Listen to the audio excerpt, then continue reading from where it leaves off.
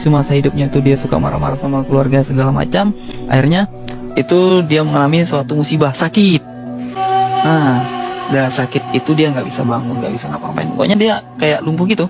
Di masa dia sakit itu tidak ada yang mau nolong orang-orang sekitar, cuman keluarga aja yang datang. Dan itu pun separuh keluarga yang datang gitu.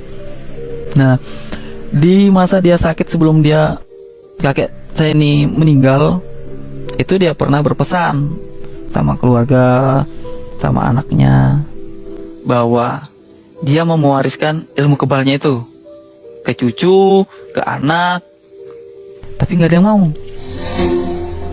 Jadi dia dapat ilmu itu harus diwariskan. Cuman dari anaknya sendiri juga nggak mau, cucu juga nggak mau, akhirnya dibawa mati.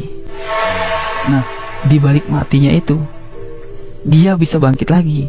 Bangkit bukan berbentuk manusia, apalagi kayak orang itu zombie, tapi berbentuk binatang. Itu kalau kita gambarkan itu sejenis gorila bisa jadi. Terus kalau kita gambarkan juga sejenis gerondong film Mak Lampir, itu juga bisa jadi seperti itu. Karena rambut dia itu di sini panjang. Tuh, panjang ke bawah. Terus badannya ini semua ini rambut-rambutnya tuh warna merah, sampai kaki tuh warna merah. Dan hidungnya itu juga dia bukan kayak hidungnya gorila yang berbentuk hidung yang pesek, itu enggak. Jadi hidungnya panjang, cuman dia ke atas. Cuman gak ada yang mau. Dia minta dari pesannya itu sebelum 12 hari itu dikubur, tolong kuburannya digali kembali. Jadi anggota badannya terus dipisah. Dari kepala, tangan, dan kaki terus dikubur terpisah. Tidak boleh disatukan. Atas permintaan siapa itu? Si kakek saya tadi, atas permintaannya itu. Cuman kan orang kampung ini, keluarga kita juga mengabaikan itu. Dianggap orang sudah mati, ilmunya udah mati juga. Ternyata tidak. Nah, jadi pas ke-13 harinya itu didatangin, kuburannya sudah hancur.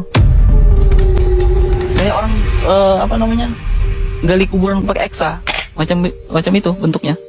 Berantakan. Iya, berantakan. Dan dia udah jalan. Gitu. Pas hari ke-12-nya itu dia sudah bangkit, udah jalan. Gitu. Dan dia tuh berbentuknya yang kayak tadi aku bilang, bentuknya susah untuk dijelaskan.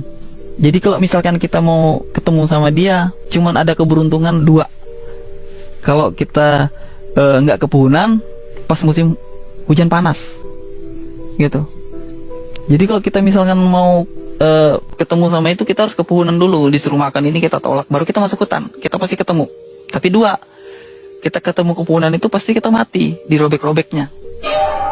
Karena dia jalan itu, kalau dia pegang pohon itu, cuma pohon begini nih, jadi sendernya patah. Pohon kayak pohon kelapa itu patah dia pegang. Itu untuk pegangannya aja. Jadi kalau dia jalan itu, jalan kayak jalan hutan itu betul-betul luas. Nah, tanda-tandanya ada hewan itu, atau bilang kami itu hantu tembalu. Kalau bahasa Indonesia tuh orang taunya tuh hantu orang kan. Itu ada lalat. Lalatnya itu lalat hijau. Jadi kayak gini gede lalatnya tuh. Di bekas jalannya kayak jalan traktor itu.